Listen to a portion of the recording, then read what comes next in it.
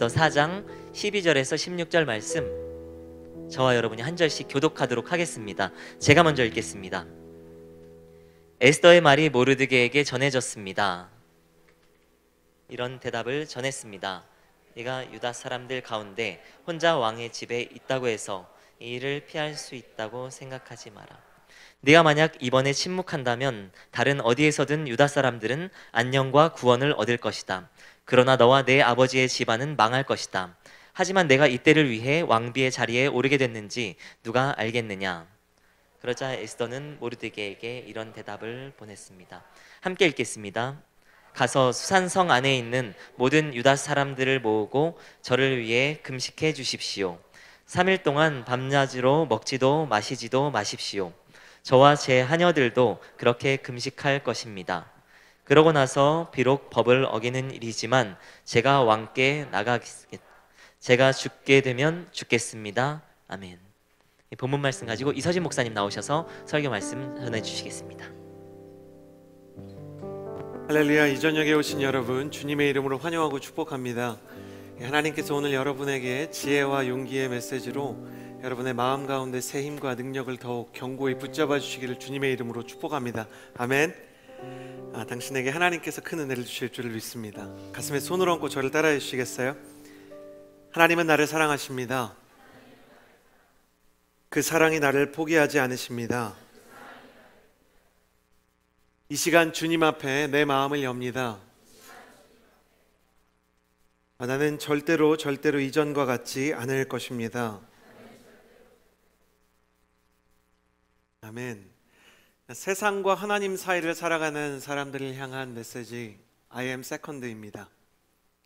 우리가 하나님만 섬기면서 살아가면 인생이 덜 힘들 텐데 하나님을 섬기는 것을 넘어서요, 하나님만 섬기는 것이 아니라 우리에게 하나님께서 붙여주신 세상의 리더들을 섬겨야 될 때가 있습니다.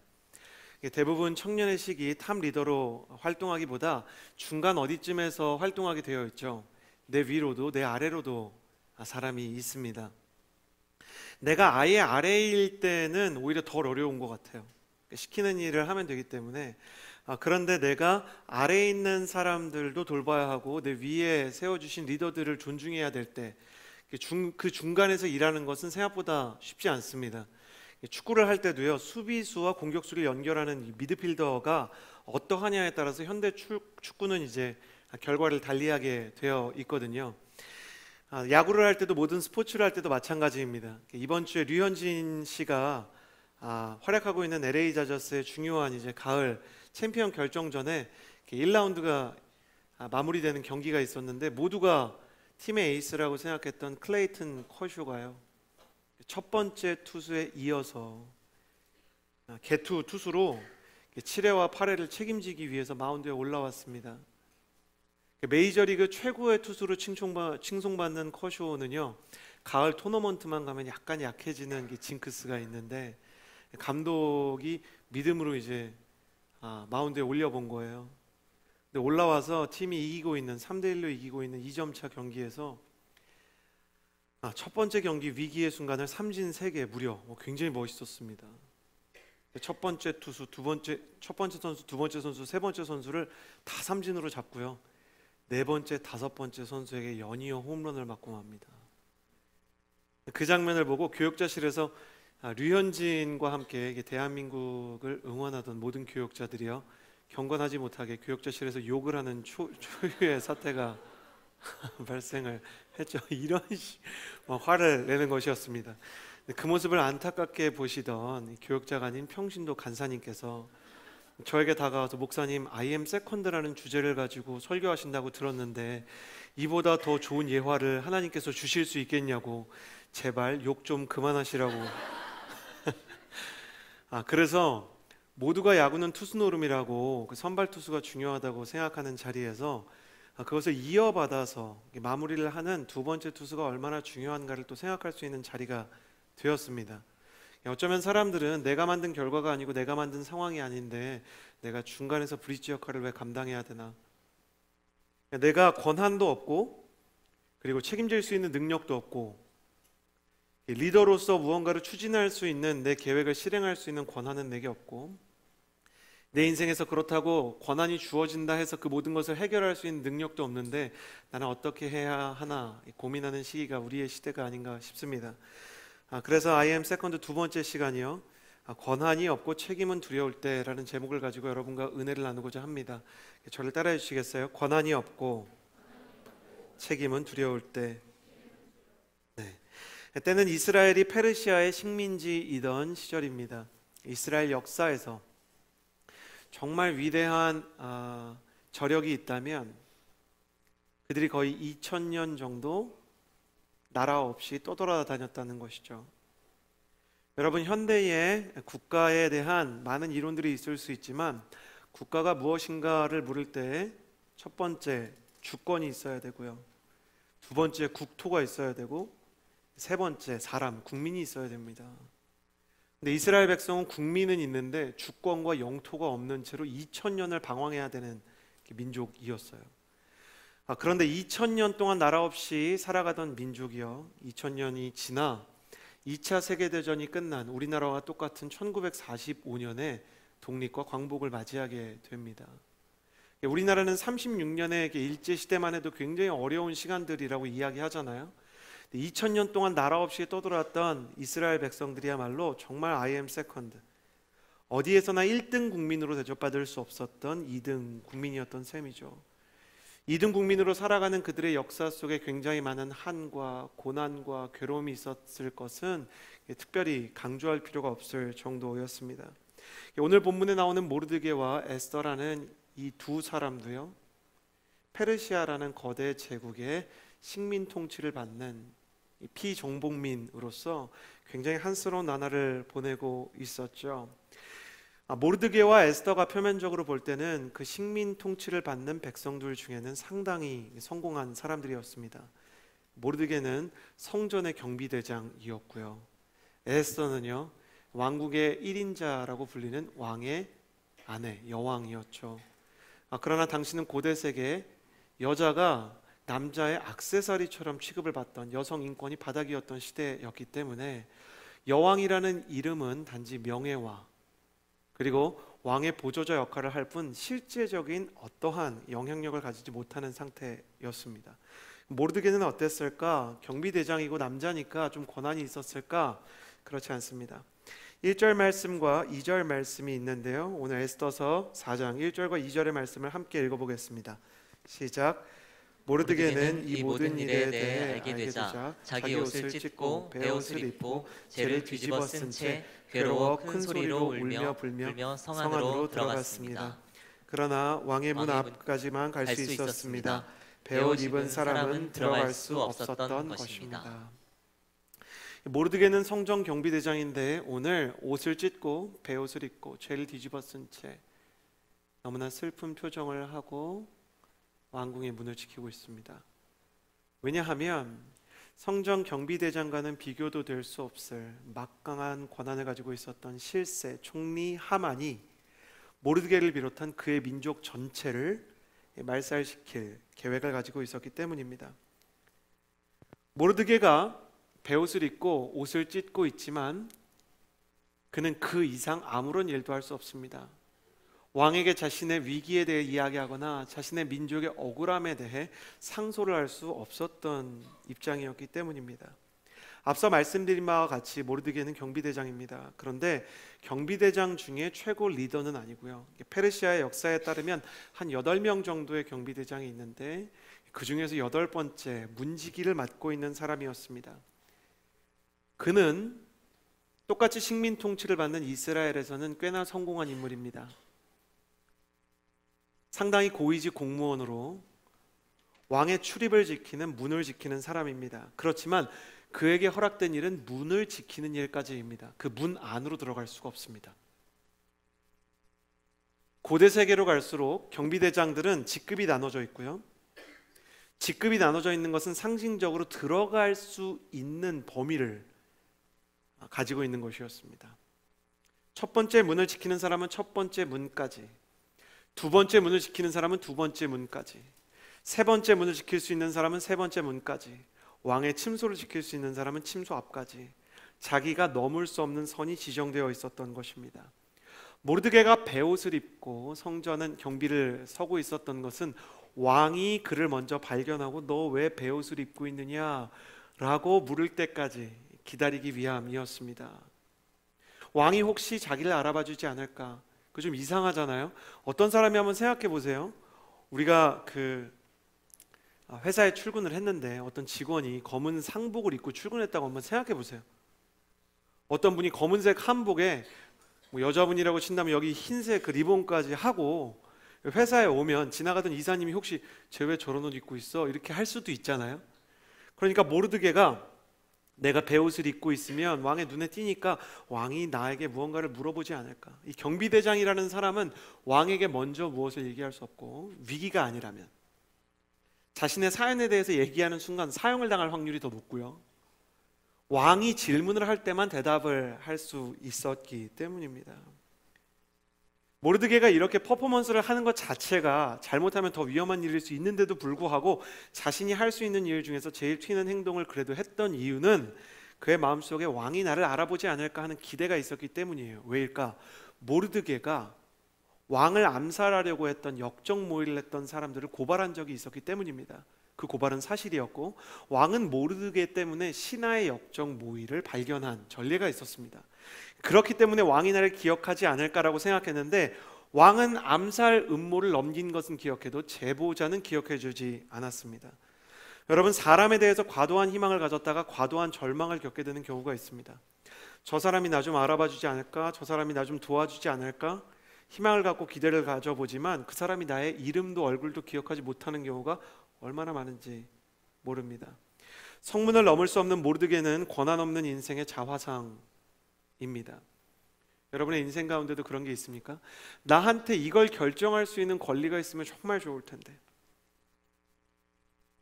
나한테 주전 선수로 주인공으로 뛸 수 있는 기회가 있으면 정말 좋을 텐데, 비전은 있는데 기회가 없는 인생, 매일 자신이 넘을 수 없는 선과 마주하는 인생, 나 취업시켜주면 정말 열심히 일할 수 있는데, 누가 나를 알아봐서 누가 나를 사랑해줘서 내가 결혼한다면 난 정말 좋은 남편, 좋은 아내가 될 수 있는데 기회와 권한이 쉽게 주어지지 않는 인생, 그것이 모르드게였습니다. 수많은 청년들이 비전을 가지고 하나님께 기도하는데 기회가 잘 열리지 않는 시대입니다. 직장에 취업하지 못하고 진학에 성공하지 못하는 때가 많은 것이죠. 마음은 불타는데 가진 게 없어요. 세상과 비교해서 무언가 큰 일을 하고 싶은데 돈도 없고 재능도 없고 다른 사람들에 비해 심지어 성품도 딱히 좋다고 이야기할 수 없을 때 스스로가 초라해 보입니다. 혹은 회사에서 취업을 하고 일을 하지만 꼭 해야 되는 일인데 권한이 없어요. 대부분의 청년의 시기라는 건 누군가의 컨펌과 제가가 필요하지 않습니까? 여러분은 어떻습니까? 저도 교회에서 어떤 중요한 일들을 할 때 저의 상위 리더들의 확인을 받고 컨펌을 받아야만 할 수 있는 일들이 굉장히 많습니다. 그래서 이게 정말 중요한 일이라고 생각하면 이게 진짜 중요한 일이에요 라는 것을 설득하기 위해서 많은 시간 문서를 타이핑하고 또 자료를 준비하고 설득력 있는 사람들의 피드백을 모으곤 합니다. 그렇지만 나에게 심지어 발언권도 주어지지 않을 때가 있습니다. 이건 정말 필요한 것 같은데 내가 발언할 수 없고 권한을 가진 사람에게 내가 무언가를 부탁할 수 없는 때가 많이 있습니다. 모르드게도 그렇고 권한이 없는 모든 인생들은 선 너머를 바라보면서 눈물만 흘리는 인생이 아닌가 생각을 합니다. 그는 굉장히 불타는 심장과 용맹한 결단력을 가지고 있지만 아무 일도 할 수 없는 사람인 것이죠. 그렇다면 모르드게의 조카이자 왕비였던, 왕의 근처에 있었던 에스더는 자신의 민족을 모두 죽이려고 하는 이 악랄한 하만의 음모를 이길 수 있는 힘이 있었을까요? 에스더의 이야기를 한번 살펴보기를 원합니다. 3절에서 5절까지의 말씀 같이 한번 읽어보았으면 좋겠습니다. 시작. 왕의 명령이 담긴 칙령이 도착한 지역마다 유다 사람들은 금식하고 울고 불며 통곡했습니다. 많은 사람들이 베옷을 입고 재를 뒤집어 썼습니다. 에스더의 하녀들과 내시들이 와서 모르드게의 일에 관해 전하자 에스더는 너무나 괴로웠습니다. 에스더는 그에게 베옷을 벗고 다른 옷을 입으라고 옷을 보냈지만 모르드게는 그 옷을 받지 않았습니다. 그러자 에스더는 자기 시중을 드는 왕의 내시 하닥을 불러 모르드게가 무슨 일로 괴로워하는지 그 이유는 무엇인지 알아오라고 명령을 내렸습니다. 모르드게는 말도 하지 못하고 배옷만 입고 왕 앞에서 이상 행동을 보이죠. 근데 에스더도 이상한 행동을 보냅니다. 모르드게가 자신의 민족과 또 자신과 가족을 죽이려는 이 총리 실세 하만 앞에서 아무것도 할 수 없어서 슬퍼하면서 베옷을 입고 있잖아요. 에스더가 이 소식을 듣고 괴로워해요. 저기 왕비님의 삼촌이 지금 문 앞에서요 상복을 입고 옷을 찢고 죄를 뒤집어 쓰고 머리도 감지 않고요, 잘못하면 왕이 저러다가 삼촌의 목을 벨 것 같은데 굉장히 위험해 보입니다 라는 이야기를 듣고 너무너무 에스더의 마음도 안 좋은 거예요. 그래서 내놓은 대안이 무엇인가? 삼촌 좋은 옷을 입으세요 하고 옷을 보냅니다. 지금 모르드게의 문제는 옷을 잘못 입은 게 아니고 나라의 운명이 위기에 처한 겁니다. 풍전등화와 같이 그 민족 전체가 죽을지도 모르는 위기 앞에 있어요. 그런데 에스더가 눈치도 없이 이런 짓을 합니다. 삼촌 알만이에요, 이거 입으세요. 에스더에게 이렇게 묻고 싶어요. 이게 옷으로 해결될 문제니? 이게 옷으로 해결될 문제야? 삼촌은 민족을 위해서 베옷을 입고 왕이 봐주시기를 기대하는데 딸 같은 조카가 명품이라고 좋은 옷 보내봐야 도대체 무슨 위로가 되겠냐고요. 여기서 이런 퀘스천을 우리가 던져야 되는 거예요. 에스더는 정말 지혜로운 여인이 맞을까? 아니면 지혜는 있는데 눈치는 없는 건가? 이게 지혜와 눈치가 이렇게 구별되어 있는 건가? 왜 그런 사람 있잖아요. 공부는 정말 잘하는데 사회생활 할 때 보면 눈치가 너무너무 없는 사람. 신입사원인데 공부 너무 잘하고 스펙이 너무 좋아서 뽑았는데 이사님 드시기 전에 아직 이사님이 크리스천이라 식기도도 안 했는데 혼자 막 이렇게 고기 구워서 먹는 그런 애들 있잖아요. 에스더가 그런 사람인가? 지혜는 있는데 눈치는 없는 건가? 그렇지 않아요. 에스더는 지혜가 있습니다. 삼촌 모르드게가 직접 아까 이야기한 것처럼 왕에게 무언가를 보고하기 좀 어려운 위치였다고 했잖아요. 그 정보를 직접 이야기하지 않고 빨리 에스더에게 전달해서 에스더가 왕에게 암살 음모를 저기 성정경비 모르드게가 이렇게 이야기합니다 라고 적절한 타이밍에 최대한 신속하고 정확하게 음모를 전해서 왕의 생명을 구했던 여인이 에스더예요. 판단 능력, 타이밍, 이야기하는 뉘앙스 모든 것이 완벽한 여인입니다. 그러면 도대체 에스더가 지혜가 있는데도 불구하고 왜 문제를 해결할 수 없는 옷을 보내는 방식으로 어리석고 눈치 없어 보이는 일을 하는가? 이어지는 말씀을 보면 에스더가 삼촌이 왜 옷도 받지 않고 슬퍼하느냐 좀 알아봐라 그랬더니 삼촌이 똑같은 얘기를 하는 거죠. 지금 옷이 문제가 아니라 우리 민족이 다 죽게 생겼는데 어떻게 해야 될지 모르겠고 지금 왕비의 자리에 있으시니 제 조카이시긴 하지만 제가 좀 간청드리겠습니다. 왕한테 이야기해서 이 음모에 대해서, 하만의 음모에 대해서 좀 우리가 막아야 되지 않겠습니까? 라고 이야기를 하는 거예요. 모르드게가 다시 부탁을 이렇게 해옵니다. 에스더가 왕이 이렇게 내시 한 명을 보내서 왕궁 내시, 비서 역할을 하는 거죠. 비서를 통해서 모르드게한테 보냈더니 모르드게가 이 말을 해서 돌아왔을 때 에스더가 그 말을 듣고 다시 모르드게에게 보낸 답변이 무엇인가? 10절과 11절의 말씀 같이 한번 읽어보겠습니다. 에스더가 모르드게에게 뭐라고 하는가? 함께 읽겠습니다. 시작. 그러자 에스더가 모르드게에게 전할 말을 지시했습니다. 왕의 모든 신하들과 각 지방의 백성들은 남자든 여자든 왕이 부르시지도 않았는데 안뜰에 계신 왕께 다가가는 것이 오직 하나의 법, 곧 죽음을 의미하는 것임을 알고 있습니다.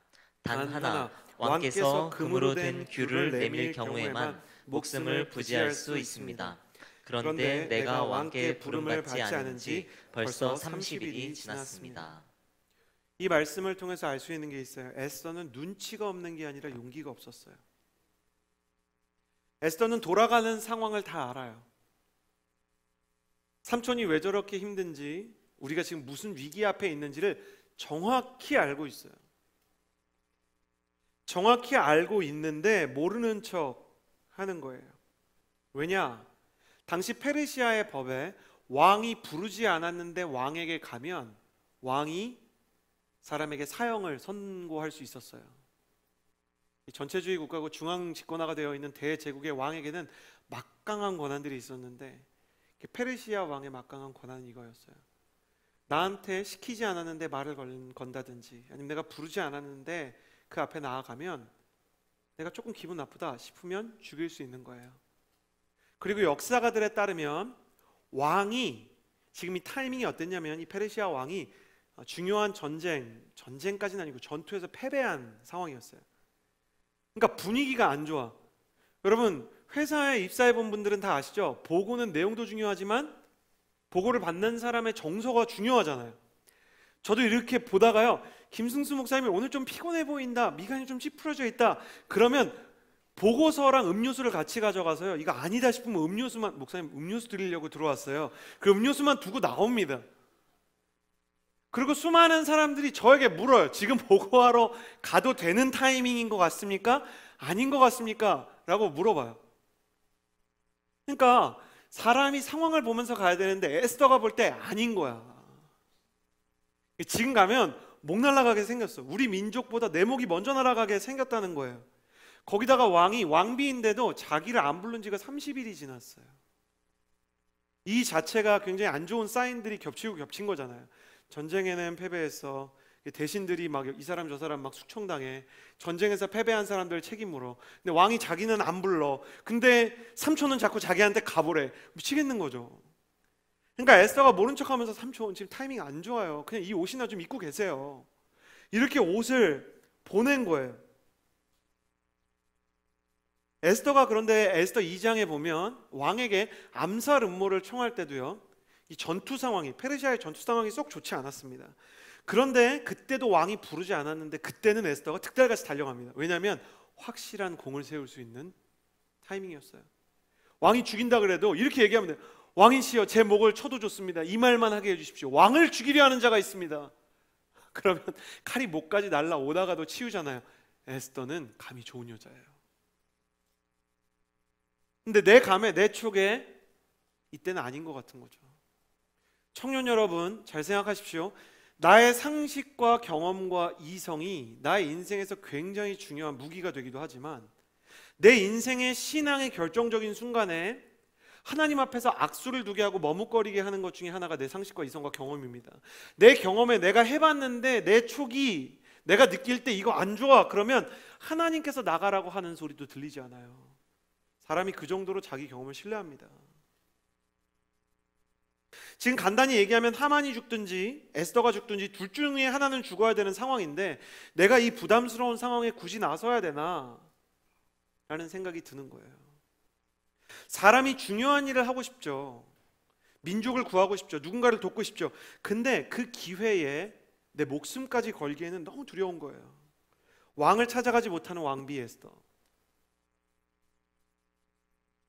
눈치가 없는 사람이 아니라 용기가 없는 것이고, 그의 마음 가운데 지혜가 있지만 두려움이 지혜를 막아서고 있었어요. 모르드게가 권한의 선을 넘을 수 없다면 에스더는 두려움의 선을 넘을 수 없어요. 두려움 때문에 책임이 버겁게 느껴지는 거예요. 우리 인생에서도 이런 때가 얼마나 많은지 몰라요. 저는 정말 하프 앤 하프인 것 같아요. 정말 이 일을 해야 되는 것 같은 때는 권한이 없고요, 누군가 이 일을 하라고 나에게 맡겨줄 때는 그 모든 게 너무 두려운 거예요. 제가 최근에 읽은 기사 중에 가장 재밌었던 기사가 이 아이폰에 대한 기사였어요. 여러분, 아이폰 보면 최근에 나온 X 모델은요, 이 주변이 스테인리스 스틸로 되어 있습니다. 그 스테인리스 스틸을요, 어디에서 만들었느냐? 우리나라 포스코에서 만들었어요. 이 포스코가 아이폰의 판매량이 엄청나기 때문에 거기에 스틸만 넣어도요, 그 영업이익이 엄청나게 떨어집니다.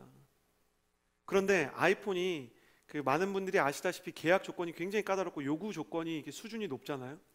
몇 가지를 요구했는데, 첫 번째, 철을 재활용을 70% 이상 할 것.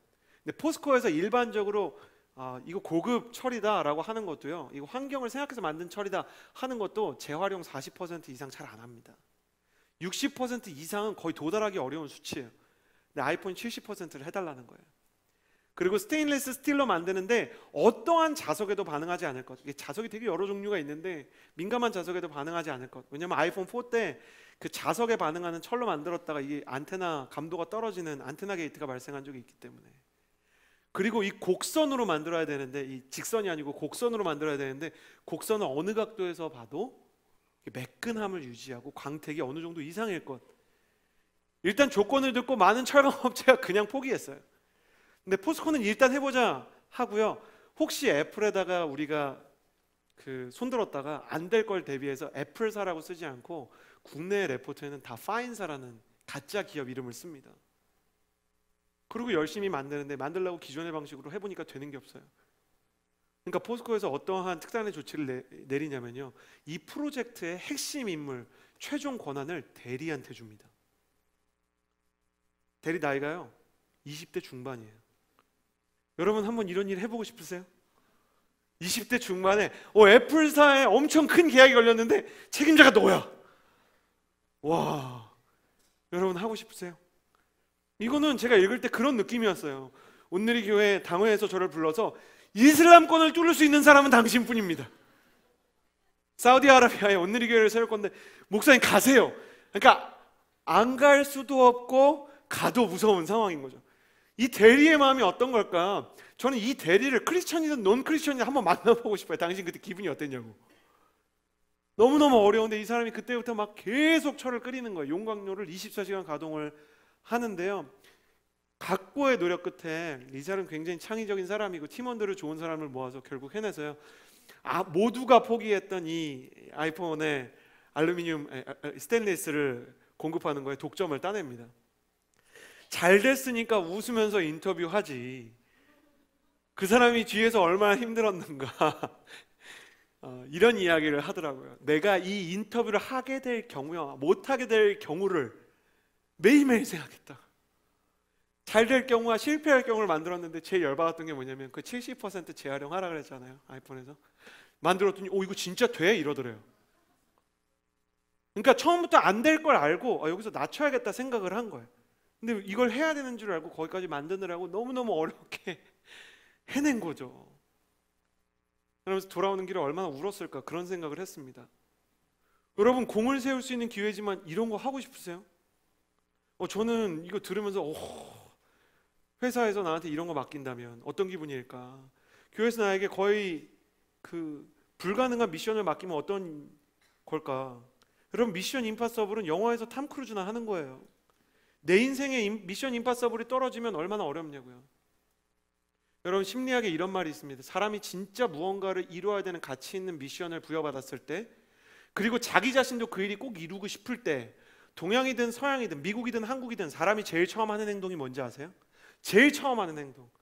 이게 동양과 서양이 보통 심리학적으로 다른 방어 기제를 보이는데, 정말 해내야 되는 일을, 좀 부담스러운 일이지만 꼭 해내고 싶은 일을 받았을 때 사람이 똑같이 뭘 하냐면 그 일이 얼마나 어렵고 불가능한 일인지를 얘기한대요. 이 일은 못할 일입니다. 내가 할 수 없는 내 능력 밖의 일입니다 라고 이야기하는 거예요. 에스더가 두려움의 선을 도저히 넘을 수 없다라고 얘기하는 거예요. 우리 인생에서 정말 가치 있는 일들을 우리가 아는 게 있죠. 근데 두려워서 못하는 일들 많아요. 상처를 주면 사과를 해야 되고, 어려운 사람을 보면 도와야 되고, 불신자를 보면 복음을 전해야죠. 그런데 우리가 사과해야 될 때 사과할 수 있느냐? 어려운 거예요. 제가 아버지 학교에 가보면 사회적인 리더십들이 얼마나 많은지 모릅니다. 거기엔 CEO도 있고요, 거기에는 교수가 있고 정말 학자들이 있고요. 그 아버지 학교에 정말 사회 지도층이라고 불릴 수 있는 분들이 있는데, 당신은 왜 아들에게, 왜 딸에게 아직 사과하지 못했습니까? 라고 물었을 때 제가 들었던 답변이 굉장히 가슴에 오랫동안 남았어요. 우리 아들이 내 사과를 받아주지 않을까 봐 무섭습니다. 사회에선 그렇게 유능한 리더가 집에 와서 아들을 볼 때 눈치가 보이는 거예요. 사과를 했는데 아빠 왜 지금 와서 사과하세요? 라고 말하면 너무너무 무서울까 봐. 어려운 사람 보면 돕고 싶죠. 불신자 보면 복음을 전해야 될 것 같죠. 못하는 거예요. 거절감에 대한 두려움이 있기 때문이죠. 돕다가 나도 어려워질까 봐. 저희 교회에서 어떤 목사님이 저희 목회자들끼리 이렇게 모임하는데, 어떤 남자가 이렇게 지나가다가 남자가 여자친구랑 지나가고 있었대요. 근데 웬 불량한 남자랑 여자분이 부딪힌 거예요. 근데 보통 여자랑 부딪히면 불량배라도 조심 좀 하세요, 요 정도라고 지나가잖아요. 근데 여자분이 딴 데 보다가 부딪혔는데 여자한테 욕을 하더래요. 그러니까 이 남자가 어쩔 수 없이 진짜 이만한 불량배 앞에 서가지고 막 화를 같이 내더래요. 왜 그러냐고, 내 여자친구한테 왜 그러냐고. 근데 소리를 지르는데 소리 지르는 내용이 이렇더래요. 선생님 왜 그러십니까? 그러니까 굉장히 정중한 거야. 소리는 지르는데 선생님 왜 그러십니까? 그렇게 여자한테 화내시면 되겠습니까? 이렇게 얘기를 하더래요. 근데 너무너무 비굴한 모습인데 이렇게 소리는 내지만 여자친구 때문에 마지못해 서 있지만 누가 봐도 너무 덩치가 큰 거예요.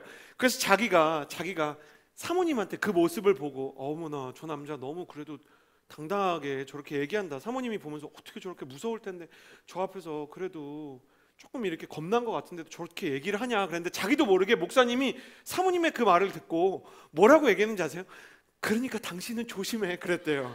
그러니까 당신은 다닐 때 험상궂은 사람이랑 부딪히지 마 그랬대요.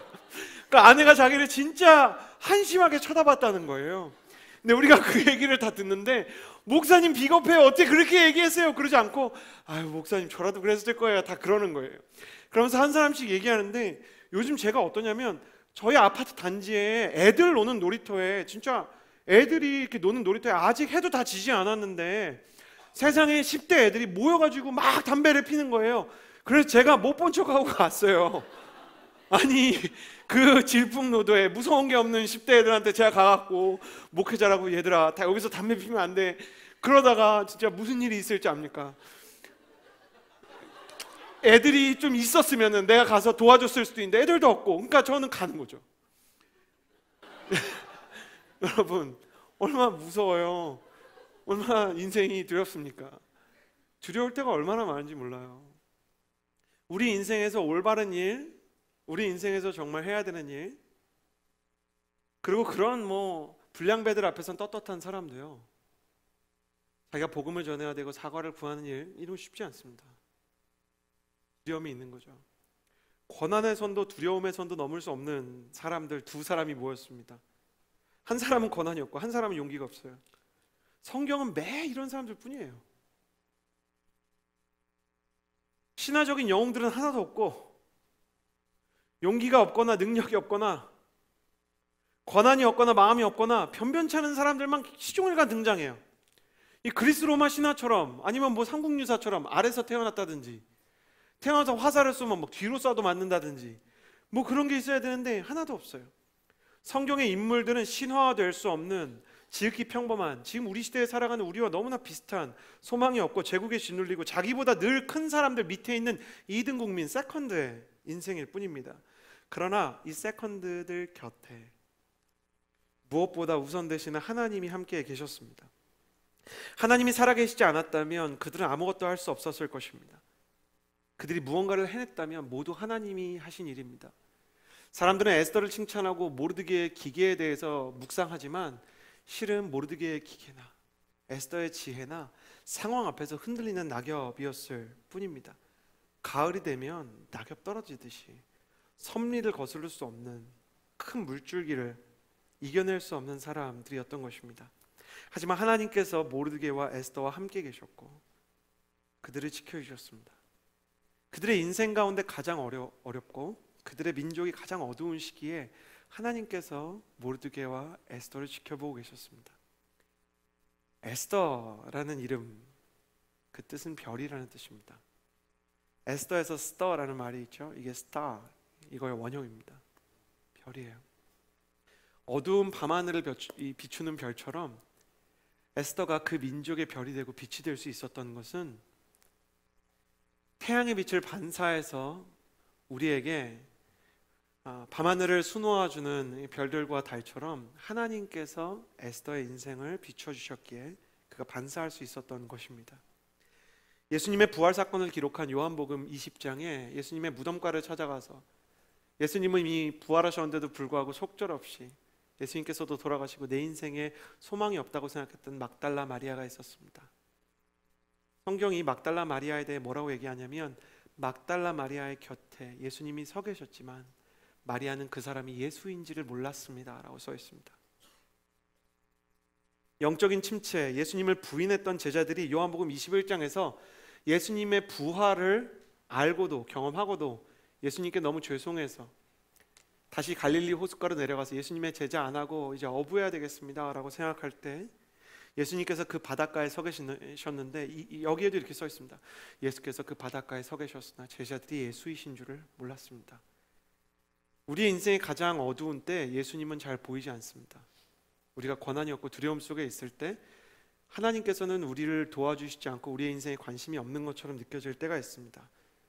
그렇지만 하나님은 우리에게 보이지 않을 뿐 우리와 함께 하고 계시는 것입니다. 매튜 헨리는 에스더서에 하나님의 이름이 한 번도 기록되지 않았다는 것에 집중합니다. 성경에 하나님의 이름이 한 번도 나오지 않는 책이 있는데 그게 바로 에스더서입니다. 그렇지만 하나님께서 에스더와 모르드게를 만지는 것을, 그들을 향해서 계획과 섭리를 펼치는 것을 느낄 수 있는 것이죠. 그래서 매튜 헨리는 에스더서에 하나님의 이름은 기록되어 있지 않지만 하나님의 손길이 기록되어 있다라고 이야기하는 것입니다. 그렇다면 하나님의 손길은 무엇인가? 모르드게를 향한 하나님의 선물, 그분의 손길, 12절에서 14절 말씀을 같이 한번 읽어보았으면 좋겠습니다. 함께 읽겠습니다. 시작. 에스더의 말이 모르드게에게 전해졌습니다. 모르드게는 이런 대답을 전했습니다. 네가 유다 사람들 가운데 혼자 왕의 집에 있다고 해서 이 일을 피할 수 있다고 생각하지 마라. 네가 만약 이번에 침묵한다면 다른 어디에서든 유다 사람들은 안녕과 구원을 얻을 것이다. 그러나 너와 내 아버지의 집안은 망할 것이다. 하지만 네가 이때를 위해 왕비의 자리에 오르게 됐는지 누가 알겠느냐. 모르드게를 향한 하나님의 선물이 있었는데 모르드게 안에 믿음이 있었습니다. 모르드게가 뭐라고 얘기하냐면, 에스더 네가 나서지 않는 마음이 이해가 되는데 네가 나서지 않아도 우리는 다른 곳에서 곧 하나님에게서 안녕과 구원을 얻을 것이다. 그렇지만 네가 나서야 될 때 나서지 않은 것으로 인해 너는 하나님에게 화를 맞을 수도 있다. 이렇게 이야기합니다. 모르드게가 이렇게 얘기합니다. 너 아니면 대안이 없다. 네가 아니면 길이 없다. 제발 도와달라. 이렇게 말하지 않습니다. 네가 아니어도, 네가 했으면 좋겠지만 네가 아니어도 나한테는 하나님이 있다. 우리 민족이 아무 데서도 아무도 우리를 도와주지 않고 아무도 우리를 생각해주지 않는 것 같지만 지금까지 우리를 인도해 주신 하나님을 나는 믿는다. 이렇게 얘기를 하는 거예요. 모르드게 안에 하나님에 대한 확신과 믿음이 있는 것이죠. 가진 것은 하나님에 대한 믿음밖에 없는 사람, 하나님께서 그 믿음을 보셨어요. 저는 사람의 믿음에 대해서 생각할 때 믿음이 있다라는 사람을 때로 정말 저런 믿음이 있는 사람 참 훌륭하다, 그 사람을 대단하게 볼 때가 있지만, 제가 살아가면 살아갈수록, 신앙생활을 하면 할수록, 그리고 믿음의 사람을 만나면 만날수록 이런 생각을 하게 돼요. 사람의 믿음이 대단한 게 아니라 믿을 만한 하나님이 계신 게 중요한 것 같다. 여러분, 어떤 사람을 믿는 자가 큰 자입니까? 아니면 믿음을 주는 자가 큰 자입니까? 하나님이 모르드게에게 믿음을 주시는 자가 되어주셨습니다. 모르드게가 하나님을 믿었던 이유는 이미 나라를 잃은 지 오래됐는데 에스겔과 에스라와 다니엘을 통해서 하나님의 살아계심이 계속 선포되었기 때문입니다. 모르드게가 믿은 대로 놀라운 일이 일어납니다. 앞서 말씀드린 대로 모르드게가 왕의 생명을 구하고 그리고 역적의 모의에 대해서 발견을 했던 장면을 왕이 잊어버린 이야기를 했는데요, 왕이 지금 읽고 있는 에스더 4장에서 2장 더 넘어가서 에스더 6장에 가면 아마 지금 쓰여진 이 에스더 4장으로부터 한 2주에서 3주 지나서 왕이 어떤 일을 하게 됐냐면 잠이 오지 않아 가지고요, 역대 왕정의 기록을 가져옵니다. 우리로 치면 행정심판 서류를 읽기 시작한 거예요. 거기서 모르드게가 역적 모의를 보고한 거를 발견하고요, 뒤늦게 큰 상을 내려요. 아니, 내가 보니까 저번에 있었던 그 역적 모의 사건에 대해서 포상이 제대로 이루어지지 않은 것 같은데 그 모르드게라는 최초 고발자한테 상이 이루어졌는가? 굉장히 그 사람 존귀하게 하고 내 생명을 구해준 사람인데, 아니 정말 큰 사랑과 이 격려를 줘야 되지 않나? 이렇게 하는 거예요. 근데 제가 이 장면을 읽으면서 되게 특이하다는 생각을 해요. 여러분, 세상에 잠이 오지 않을 때 행정서류 읽는 분 계세요? 여러분, 잠 안 오면, 저는 목회자인데요, 굉장히 좀 창피한 이야기지만 누워서 성경을 잘 안 읽기 때문에 잠이 안 오면 뭐 하냐면 워크맨 봅니다. 네이버 웹툰 보고, 막 장성규 씨가 에버랜드에서 일하고 막 이런 거 봅니다. 여러분은 뭐 잠이 안 오고 이러면, 예? 여러분은 뭐 계약서 이런 거 읽고 뭐 그럽니까? 아니, 그러니까 내일 해야 되는 일을 읽는 사람은 꽤 많이 있어요. 그러니까 제가 보니까 사회적 리더들 중에 내일 해야 되는 일이면 읽는 사람 꽤 있어요. 근데 예전에 잘 처리하는 일, 그 기획서 다시 보는 사람은 거의 없어요. 그렇잖아요. 잠이 안 와서 공부를 하는 학생은 있어요, 시험을 앞두고 있으면. 근데 작년 시험 문제를 다시 보진 않잖아, 우리가. 우리는 과거에 있었던 그 복잡한 것들, 그 귀찮았던 것들 보지 않잖아요. 이 자체가 특이한 일이에요. 페르시아에서도 과거에 있었던 행정심판을 읽고 그거에 대해서 상 주는 역사는 거의 기록된 바가 없습니다. 이것이 하나님의 도우심이며 하나님의 타이밍일 수밖에 없는 거예요. 실제로 페르시아 역사를 보면 이는 너무 이례적인 일이어서 역사에 기록할 수밖에 없었다, 이렇게 되는 거예요. 이 일로 모르드게는 왕의 신뢰를 받고 포상을 받게 되는 거예요. 왜 하나님께서 왕의 신뢰를 모르드게가 받게 했을까? 아니, 어차피 사건은 에스더가 해결해요. 그러니까 어떻게 보면 이 부분은 언어 영역으로 치면 다음 중 문맥상 지워도 되는 부분은 하면 이거예요. 왜냐하면 모르드게가 이걸 받았다 그래서 모르드게가 사건을 해결하는 게 아니거든요. 그런데 왜 기록해 두었냐면 모르드게가 하나님을 믿었기 때문에 하나님이 모르드게를 믿는다는 표시로 그 리더에게 모르드게가 신뢰를 받게 한 거예요. 하나님을 신실하게 믿고 충성되게 살아가는 사람들이 있어요. 자기 인생의 자리에서 최선을 다하고 감사하면서 사는 사람들에게 하나님이 주시는 복 중에 하나가 전 뭐라고 생각하냐면 당신의 리더에게 사랑받게 하는 겁니다.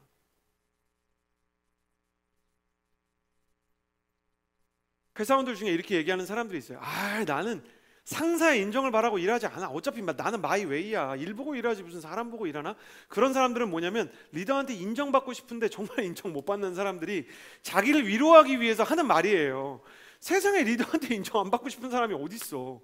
그런 회사 생활이 행복할 리가 없잖아요. 일을 엄청 잘하는데 리더가 안 알아줘. 뭐 그런 회사 다니고 싶으세요? 그런 관계 맺고 싶으세요? 그런 사람이 어디 있겠습니까?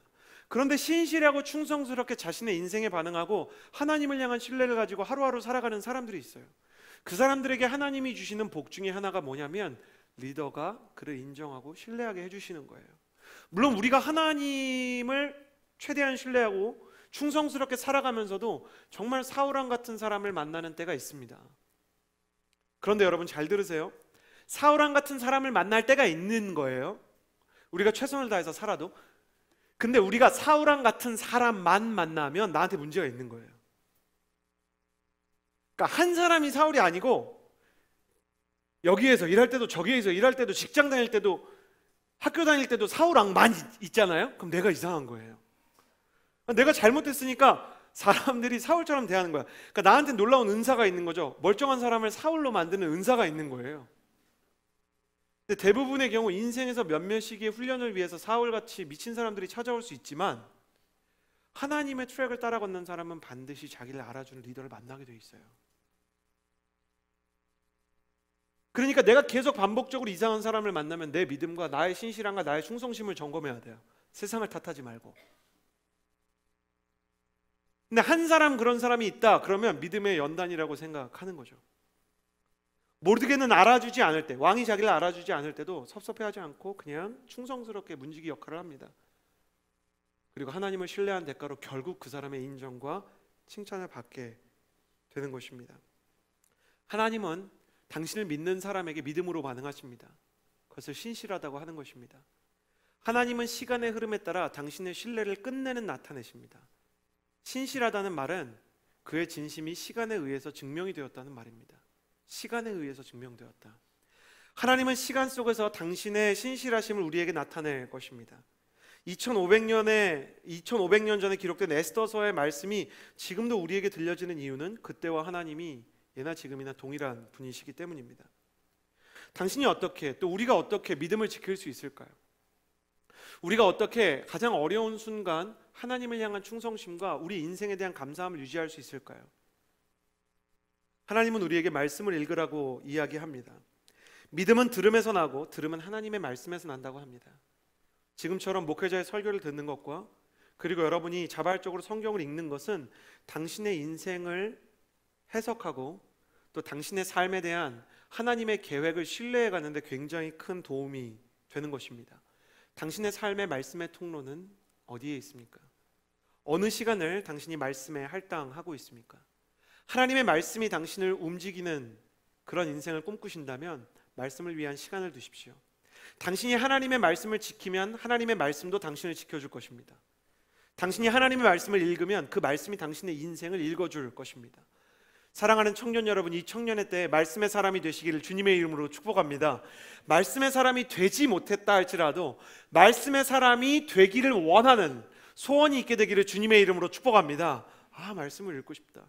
하나님의 말씀이 나의 인생의 기준이 되고 나의 마음 가운데 하나님과의 나의 관계의 믿음의 통로가 되었으면 좋겠다라고 생각하는 것입니다. 그렇다면 에스더를 향한, 두려움에 가득 찬 에스더를 향한 하나님의 손길과 선물은 무엇인가? 14절 말씀을 같이 한번 읽어보았으면 좋겠습니다. 14절 같이 읽겠습니다. 시작. 내가 만약 이번에 침묵한다면 다른 어디에서든 유다 사람들은 안녕과 구원을 얻을 것이다. 그러나 너와 네 아버지의 집안은 망할 것이다. 하지만 내가 이때를 위해 왕비의 자리에 오르게 됐는지 누가 알겠느냐?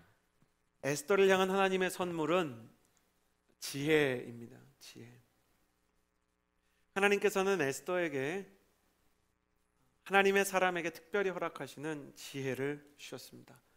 오늘 말씀에서 모르드게는 에스더를 향해서 이렇게 얘기합니다. 이때를 위함이 아니냐. 네가 왕비가 된 건 이때를 위함이 아니냐. 네가 그 자리에 올라간 것 그 자체가 목표가 아니라 그 자리에 올라간 목적을 찾아서 이뤄야 한다. 제가 25살 때 온누리 교회에서 전도사로 사역을 시작했습니다. 전도사로 사역을 시작할 때 저는 너무 어렸기 때문에 청년부를 감당하는 것이, 청년부에 갈 거라고 생각을 안 하고 저는 중학생이나 고등학생이나 혹은 미취학 아동들이 있는 차세대에 갈 거라고 생각했습니다. 실제로 저는 또 중학생, 고등학생에 대한 나름의 열정을 갖고 있었습니다. 제가 중학교에 2년 전에 사립학교 채플에 이렇게 설교를 하러 갔습니다. 중학교 남학생들만 모여 있는 채플이었고요. 한 800명 정도의 학생들이 있는 자리에서 설교를 하면서 차세대 사역을 안 하기를 잘했다라는 생각을 했었습니다. 정말 중학교 남자애들은 아무도 설교를 안 듣더라고요. 제가 이렇게 설교를 막 이렇게 하는데 앞에 있는 친구가 뭐가 이렇게 마음에 들었나 봐요. 그래서 제가 되게 놀랐던 게 뭐냐면, 하나님께서 정말 당신을 사랑하신다고 생각합니다. 근데 이 친구가 좀 감동이 됐나 봐요. 근데 좀 노는 친구인가 봐요. 지금 부분 괜찮았어요. 이러는 거예요. 제가 너무 놀래가지고 얘는 뭐 하는 애인가? 이거 괜찮지 않아? 막 얘기가 이러더라고요. 애들 다 웃고 저는 막 완전히 막 블랙아웃이 올 것 같고 막 이게 왜 이러지? 그리고 막 애들이 이어폰 끼고 있고 막 다 이렇게 생각 없더라고요. 그래요. 그런데 그때는 차세대 사역이 제가 되게 어울린다고 생각하던 때였기 때문에 청년부로 갔을 때도 굉장히 어려웠어요. 그때도 지금 온누리교회 이제 청년부의 리더들을 미션 코디네이터 MC라고 부르는데요. 그러니까 지역교회에서 회장으로 부르는 거 저희 이제 대표 MC라고 부르고 그러는데, MC분들 임원단이랑 미팅을 하는데 저는 25살인데 대표 MC님 막 부대표 MC님 이런 분들 35살 막 36살 이런 거예요. 그러니까 10살 어린 전도사님이 왔으니까 얼마나 좀 못 믿어요. 그런데 열심히 사역해가지고 많이 사랑받았어요. 그리고 제가 가족들이 이민 가고 나서 군대를 갔기 때문에 2년 동안 열심히 사역하다가 27이 돼서야 군대를 가는데, 이 청년부 우리 MC 했던, 제가 전도사로 섬겼던 형 누나들이 같이 이렇게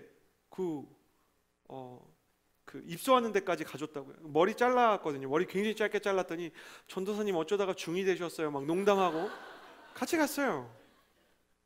제가 군대를 갔거든요. 군대를 갔더니 제가 잊어버리잖아요. 253번 훈련병 막 제 이름이 없어지고 이 번호로 사람을 부르더라고요. 군대는 사람이어야 되는 게 아니고 거대한 부대에서 스타크래프트처럼 이리로 가라고 하면 이리로 가고 저리로 가라고 하면 저리로 가야 되니까 인격을 지우는 시간이 좀 필요하잖아요. 근데 그 훈련을 받는 동안 제가 굉장히 귀중한 경험을 하게 돼요. 제가 가지고 있었던 교회에서 전도사라는 직업이나 아이덴티티가 사라진 거예요. 사람들이 사람 부를 때요, 이름보다 직급 많이 부르지 않습니까? 교수님 이름 부릅니까? 아니면 교수님이라고 합니까? 저를 부를 때도 대부분 목사님 이렇게 부르지 않습니까? 사람 직급 부르게 돼 있어요.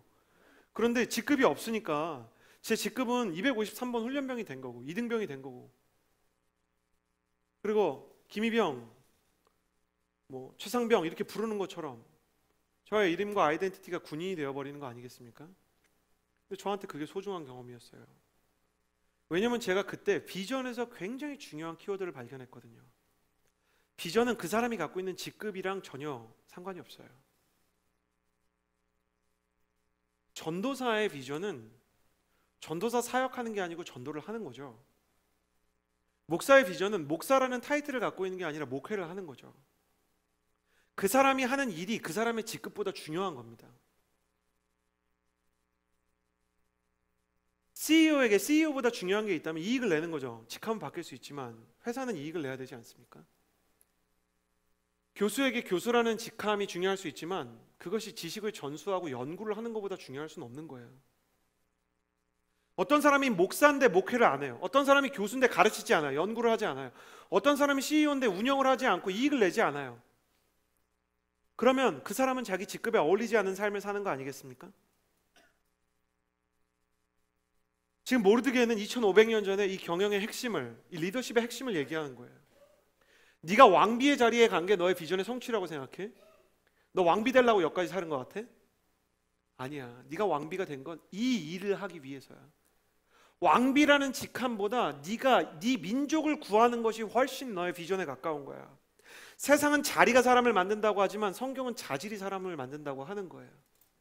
자질은 어디서 나는가? 그 사람이 이루어야 되는 목표에 대한 분명한 목표의식, 영적으로는 소명의식이라고 부르는 그 중심 태도를 가지고 있느냐에 의해서 자질이 만들어지는 거예요.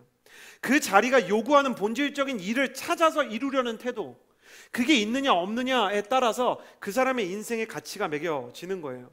수많은 청년들이 나에게 언제 기회가 찾아오나 고민하죠. 나는 언제 주인공이 돼보지?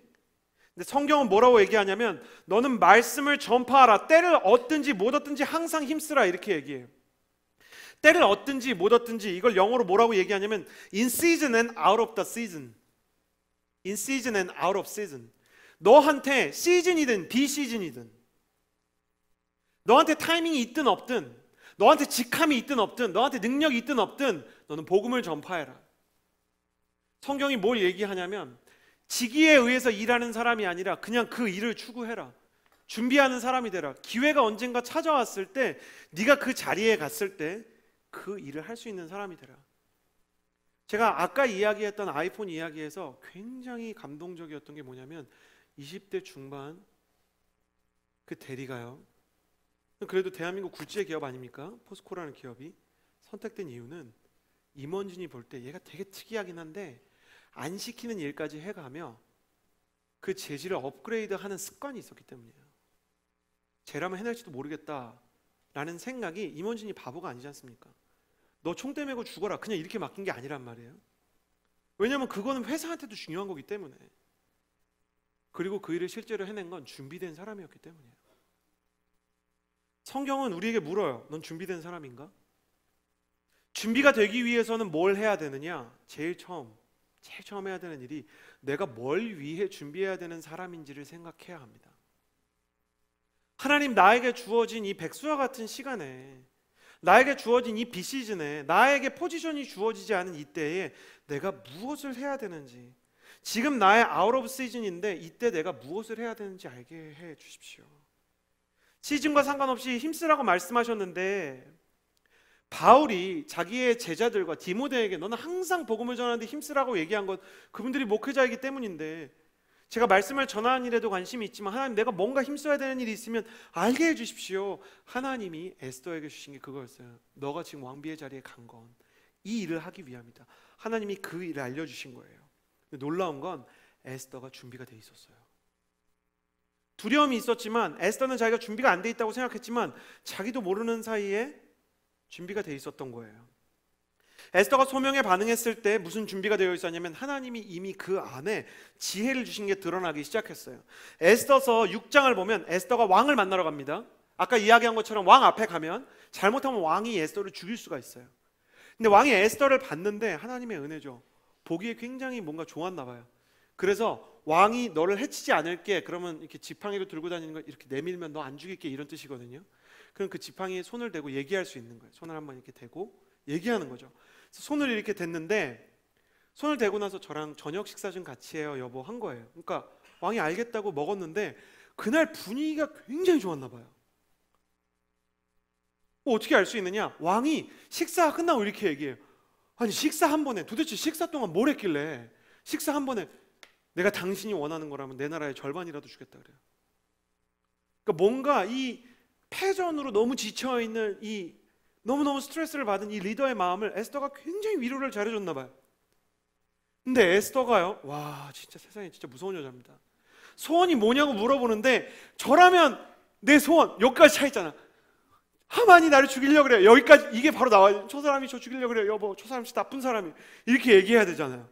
나라면 그 얘기 하겠네. 근데 에스더가 뭐라고 얘기를 하냐면요, 와 성경에서 여자가 한 대사 중에 가장 무서운 대사입니다. 오늘 같은 저녁 식사가 한 번만 더 있으면 그게 내 인생에서 가장 행복한 소원이 될 것 같아요. 당신과 함께 지금 같은 시간을 한 번 더 보내는 게 내 소원입니다. 여기서 왕이 완전히 뻑가버려요. 아니 소원이 뭐냐 그랬는데 당신이 내 소원이라고 얘기를 하는 거예요. 지금 이 여자가 본심입니까? 형제 여러분 아니에요. 형제 여러분, 그러니까 여자친구나 아내가 너무 나한테 잘해줄 때는 영적인 이유가 있을 수 있다는 성경의 오래된 가르침을 우리가 기억해야 됩니다. 내 여자친구가, 내 아내가 너무 나에게 잘해주고 나한테 격려를 한다, 뭔가 하나님의 역사가 지금 이루어지는 중이에요. 하나님의 역사가. 그러니까 이 여자가 그렇게 얘기하니까 왕이 거의 뭐 정신이 나가지고 정치 권력도 없고 자기가 제일 믿는, 어떻게 얘기하냐면 근데 다음에 오실 때는 하만도 데려와 주세요 이렇게 얘기해요. 오해받을 수 있는 대사 할 수 있죠. 근데 왕이 데려옵니다. 왜냐면 분위기상 왕이 어떻게 느꼈냐면 이 여자가 나한테 얼마나 잘하는지를 이 내 비서실장이 봐야 되는데 이렇게 생각하고 데려온 거예요. 근데 그 자리에서 뭐라 그러냐면 같이 울면서 여보 저 사람이 날 죽이려고 그래요. 저랑 저의 민족을 다 죽이려고 해요. 그래서 그게 좀 고민인데 뭐 어쩔 수 없죠 이런 식으로 얘기해요. 왕이요, 이 하만이 모르드게를 죽이려고 만들어 놓은 교수대가 있었거든요. 엄청 높은. 거기다가 그날 하만을 매달아 버려요. 그러니까 이거는 상징적으로 그냥 하만을 죽이는 게 아니에요. 앞으로 국정의 대소사는 에스더랑 논의하겠다는 뜻이에요. 하나님이 이 여자에게 지혜를 주신 거예요. 이걸 두 가지로 압축할 수 있어요. 첫 번째, 때를 기다리는 지혜. 야 이거 지금인가? 근데 충동을 참고 여기까지 차오르는 걸 참고 이거를 얘기할 타이밍을 한 번 더 고르는 지혜. 우리의 인생에서 얼마나 두뇌와 심령을 거치지 않고 나오는 말이 많습니까? 그 생각을 안 하고 한 말 때문에 후회하는 경우가 우리가 얼마나 많아요. 아 이건 지금 타이밍이야 확, 아 이거 아닌데 뭐 이런 경우가 얼마나 많아요. 에스더는 지금 타이밍이 맞는지를 심사숙고할 수 있는 지혜가 있었어요. 이 지혜의 핵심 중에 하나는 뭐냐면 절제예요. 할 수 있는 거예요. 안 할 수 있는 거예요. 아 진짜 졸아야 타이밍 같은데 안 할 수 있다는 거라니까요. 여러분 왜 회사에서 화내는 사람들 있죠? 막 점심시간에 혹은 어디 옥상 올라가서 야 진짜 생각이 없어 이렇게 얘기하면서 막 화내는 있죠. 일을 할 줄을 몰라 이런 사람들 있죠. 가만 보면 그 말 안 하는 걸 못 참아요. 그러니까 그 컴플레인 안 하는 걸 못 참아. 그 무슨 말인지 알죠? 지혜로운 사람 뭐예요? 어머 그런 일이 있었어? 바보인 척하면서 중요한 정보 다 듣죠.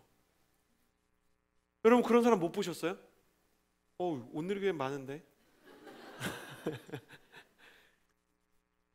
제가 볼 때 지혜로운 목회자는요, 사람에 대해서 부정적인 피드백을 남한테 잘 안 하려고 하더라고요. 그런 사람도 있어요. 남들이 다 불만 얘기하는데 혼자 아우 힘들었겠다 그러면서 자기는 아무에 대해서 나쁜 얘기 안 하고 이런 타입의 사람이 있구나, 이런 피드백이 있구나, 이렇게 정보 채집하는 정보 사냥꾼 같은 사람들이 있어요.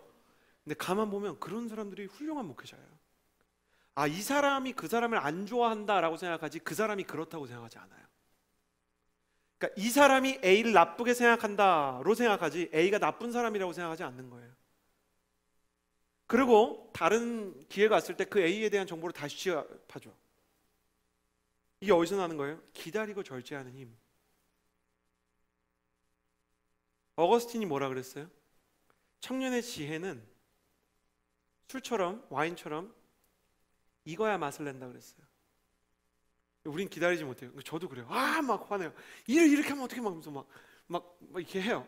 그리고 이렇게 차 타고 가면 성령님이 서진아 넌 언제야? 까지만 얘기하세요. 서진아 넌 언제쯤? 나 너한테 굉장히 공들이고 있는데 서진아 넌 언제쯤? 저라면 바로 얘기했다니까요. 여보 하마하니? 그러면 남편이 이렇게 생각할 거 아니에요. 아 그것 때문이었어? 아니 해주긴 해줘도 뭐 그것 때문이었어? 아, 이 식사 다 그것 때문이었니? 그것 때문에 맞죠? 그렇지만 여보 당신이랑 한 번 더 이건 정말 하늘로부터 내려온 지혜입니다. 두 번째, 사람의 마음을 헤아리는 거예요. 지혜의 핵심은 뭐냐면 그 사람을 얻는 거예요. 사람을 얻는 지혜가 있었어요. 왕이 완전히 이 에스더에게 폴링이 돼서 이 에스더와 모르드게가 단순히 문제를 해결할 뿐만 아니라 국정의 대소사에 참여하고 그 민족을 지킬 수 있는 힘을 얻게 되죠. 그래서 이 에스더가 왕비로 있을 때 많은 상소에 의해서 이스라엘과 예루살렘의 재건이 멈추어져 있던 것이 다시 상소가 내려가서 다시 재건할 수 있는 컨펌이 떨어지게 됩니다. 보이지 않지만 에스더와 모르드게가 힘을 쓰게 된 것이죠. 에스더가 이 지혜를 위해서 한 일이 있습니다. 그게 뭐냐면 15절과 16절입니다. 15절과 16절 말씀을 같이 한번 읽어보았으면 좋겠습니다. 같이 읽어볼까요? 시작. 그러자 에스더는 모르드게에게 이런 대답을 보냈습니다. 가서 수산성 안에 있는 모든 유다 사람들을 모으고 저를 위해 금식해 주십시오. 3일 동안 밤낮으로 먹지도 마시지도 마십시오. 저와 제 하녀들도 그렇게 금식할 것입니다. 그러고 나서 비록 법을 어기는 일이지만 제가 왕께 나가겠습니다. 제가 죽게 되면 죽겠습니다. 에스더가 그 유명한 죽으면 죽으리이다 라는 말을 하면서 금식하며 기도하겠다고 얘기해요. 사실 이것은 굉장히 어리석은 결정일 수 있었어요. 왜냐하면 왕비에게 주어진 최고의 무기는 뭐냐면 얼굴과 몸매입니다. 이 시대 여성의 인권이 땅바닥에 떨어져 있기 때문에 여성의 상품화가 막 횡행하던 시대이기 때문에 여자가 쓸 수 있는 힘이라고는 미인계밖에 없었어요. 사회가 부조리한 거죠. 그거밖에 권한이 없는 거예요. 에스더의 어떤 지식이나 에스더의 성품이나 중요하지 않아요. 그러니 왕의 마음을 사기 위해서 에스더가 할 수 있는 일은 이런 겁니다. 갈색병 사가지고 얼굴에 바르고, 예? 청담동 가서 머리 예쁘게 만들고, 백화점 1층 가가지고 좋은 옷 사가지고 자기 예쁘게 보이는 그런 옷으로 왕을 유혹하는 방법들을 생각하는 거였겠죠. 여기서 금식하면 머릿결에도 피부에도 안색에도 좋을 게 하나도 없습니다. 그런데 에스더가 금식을 해요. 왜냐하면 에스더의 마음속에 민족을 구할 수 있는 건 미모가 아니라 기도라는 생각이 있었기 때문이에요. 그녀는 기도하기로 작정합니다. 윌리엄 제닝스는 이런 말을 했어요. 우리는 기도하고 싶어서가 아니라 기도할 수밖에 없기 때문에 기도한다. 대부분의 상황 속에서 우리는 기도하고 싶어서 할 때보다 기도해야 돼서 합니다. 그러나 안타까운 건 기도해야 될 때도 우리가 기도하지 않는다는 거예요. 에스더는 미모 대신 기도를 선택해서 부조리한 사회의 모든 부분을 뚫고 나갈 수 있는 하나님의 지혜와 능력을 손안에 얻게 되었습니다. 당신의 무기는 무엇입니까? 당신은 하나님께서 기도하라는 사인을 보내실 때 기도합니까? 저는 하나님께서 당신에게 지금 기도해야 되지 않을까라는 이야기를 하고 계시다고 생각합니다. 지난 일주일 그리고 이 가을을 맞이하면서 여러분의 마음 가운데 좀 기도해야 되지 않을까라는 생각이 들지 않았나요? 여러분, 기회 있을 때 기도하십시오. 나의 인생 가운데 내가 진짜 기도해야 되는데 라는 생각이 드는 그때 기도하기로 작정하는 것입니다. 당신에게 권한이 없는 이인자 시절이 있을 수 있습니다. 당신에게 용기가 없는 이인자 시절이 있을 수 있어요. 그러나 하나님께서 나를 이인자 가운데 무력하고 이인자 가운데 망설이고 두렵게 만드신 것은 내 힘으로 어쩔 수 없는 상황 속에서 내가 기도하고 말씀 가운데서 하나님의 도움을 받을 수 있는 영원한 절대적인 1인자이신 하나님의 사랑을 받을 수 있는 기회가 준비되어 있기 때문입니다. 당신이 기도하기로 작정하고 말씀 앞에 서면 결정적인 타이밍이 찾아올 때 근데 당신은 이 위기를 돌파할 수 있는 하나님의 사람이 될 것입니다. 이 시간에 우리 찬양 한 곡 하고요, 같이 기도했으면 좋겠습니다. 내게로부터 눈을 들어 주를 보기 시작할 때 주의 일을 보겠네. 내 작은 마음 돌이키사 하늘에 꿈꾸게 하네. 주님을 볼 때 내게로부터 눈을 들어 내게로부터 눈을 눈을 들어 주를 보기 시작할 때 주의 일을 보겠네. 내 작은 마음 돌이키사 하늘에 꿈꾸게 하네.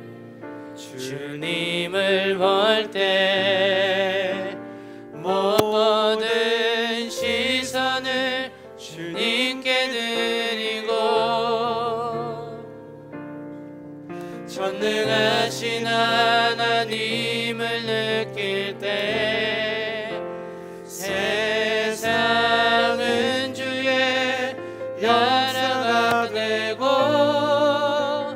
하나님이 일하기 시작하네. 모든 시선을 주님께 드리고 전능하신 하나님을 느낄 때 세상은 주의 나라가 되고 하나님이 일하기 시작하네. 여러분, 이 시간에 기도할 때 우리의 인생을 생각해 보면 우리는 항상 2인자일 수밖에 없습니다. 내가 한 기업체를 운영하는 사람이라 하더라도 나의 고객들과 또 국제적인 큰 규모의 자본과 협동을 해야 되는 때가 있을 것이고, 언제나 나의 인생 가운데 나보다 크고 나의 운명을 좌지우지할 수 있는 것 같은 사람들이 내 주변 속에 늘 있을 것입니다. 학창시절 때는 선생님과 교수님이, 또 직장에서는 상사가 되고 나면 또 다른 경쟁업체와 고객들이 나의 삶을 움직일 수 있는 것처럼 나를 위협하고 나를 흔들죠. 거기 내가 권한이 없고 무능력해서, 혹은 내가 용기가 없고 너무너무 망설여져서 눈물로 베개를 적시고 어려움을 겪어야 하는 시간들이 얼마나 많은지 모릅니다. 하나님, 왜 나를 이렇게 어중간한 곳에 두셨습니까? 왜 하나님 내가 이렇게 능력이 없게 만드셨습니까? 왜 하나님 나에게 이렇게 어려운 사람들을 붙이시고 왜 하나님 나에게 이렇게 힘든 일을 주셨습니까? 라고 생각할 수 있겠지만, 하나님께서 그 상황 가운데 주님을 볼 수 있는 기회를 주시는 것입니다. 한 여자의 몸으로 여왕이라는 칭호를 가지고 있었지만 실제로는 어떤 권한도 없었던 에스더, 또 성전 경비대장으로 사람들이 볼 땐 성공한 인생이지만 남들보다 먼저 알게 된 민족의 위기를 해결할 능력이 없었던 모르드게, 선을 넘을 수 없는 그들에게 선을 넘게 해주시는 하나님이 계셨던 것이 가장 큰 그들의 은혜요 기회였던 것입니다. 그 하나님이 저와 여러분의 하나님이신 줄을 믿습니다. 그 하나님께서 또한 여러분을 기회의 자리로, 기도의 자리로, 믿음의 자리로 초청하시는 줄을 믿습니다. 이 시간에 기도하며 나아갈 때 하나님, 내가 위기 앞에서 기도하는 사람이 되게 하여 주옵소서. 하나님, 내가 정말 위기 앞에서 하나님을 찾는 사람이 되게 해주십시오. 하나님께 신실하고 충성스러운 기도의 사람, 말씀의 사람 되게 해달라고 함께 기도하며 나아갑시다.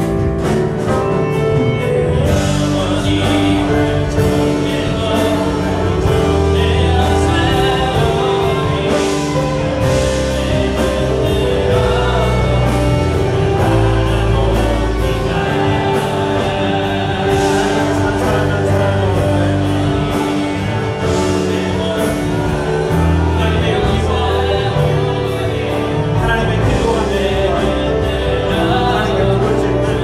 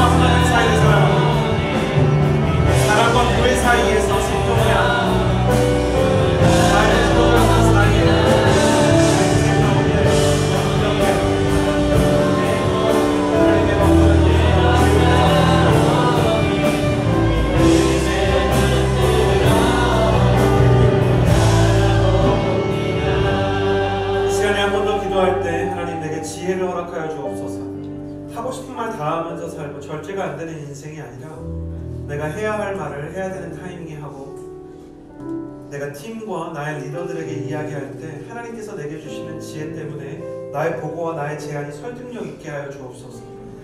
감정대로 투쟁하며 무엇인가를 끊임없이 요구하면서 살아가는 수준의 사람이 아니라 실제로 판을 바꿀 수 있는 지혜와 능력을 갖추고 사람들의 마음을 얻을 수 있는 지혜가 하늘로부터 내게 주어지게 하여 주옵소서. 하나님께서 나를 그 자리에 두신 이유가 있습니다. 사랑하는 청년 여러분, 당신이 그 애매한 자리에 있는 것은 하나님께서 주시는 지혜가 아니고서는 돌파할 수 없게 하여 주님과 당신 사이에 가교를 놓으려는 하나님의 깊은 뜻이 있는 것입니다. 하나님께서 당신에게 필요한 지혜를 부어주시기를 원하시는 줄 믿습니다. 당신의 삶 가운데 얻어야 하는 사람의 마음을 얻을 수 있게 되기를 주님의 이름으로 축복합니다. 당신의 삶 가운데 인정받아야 하는 사람에게 인정받을 수 있는 하나님의 충성스러움에 대한 보답이 있게 되기를 주님의 이름으로 축복합니다. 하나님, 나의 삶에 사람을 대하는 지혜를 허락하여 주옵소서. 나의 일에 대한 해결할 수 있는 지혜가 하늘로부터 임하는 준비가 되어 있는 사람이 되게 하여 주옵소서. 내가 무엇을 위해 일하고 신앙해야 될지 알게 하여 주옵소서. 하늘의 지혜를 위하여 구하며 기도할 때 주여 한번 모시고 기도합니다. 주여!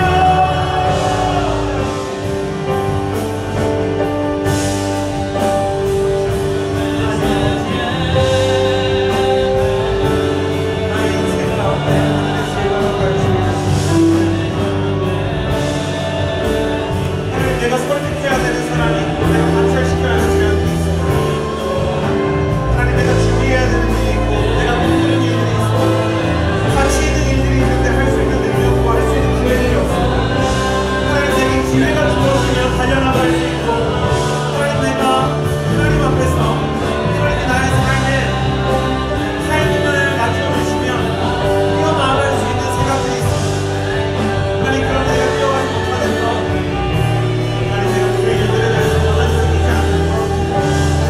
하나님께서 하나님의 지혜를 구하고 나가기를 원하시기 때문이라는 것을 말씀을 배우게 됩니다. 하나님 아버지, 아버지께서 가장 원하시는 지혜가 나의 인생 가운데 임하게 하옵소서.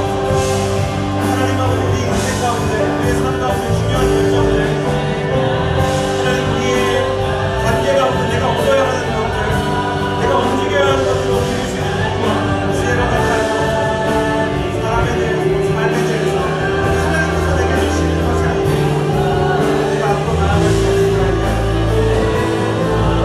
하나님께서 나의 보호를 되시고 하나님께서 나의 파운데이션을 되시고 하나님께서 나의 안전을 되시고 하나님의 아빠 아름다운 나의 인생 가운데 살아가게 하여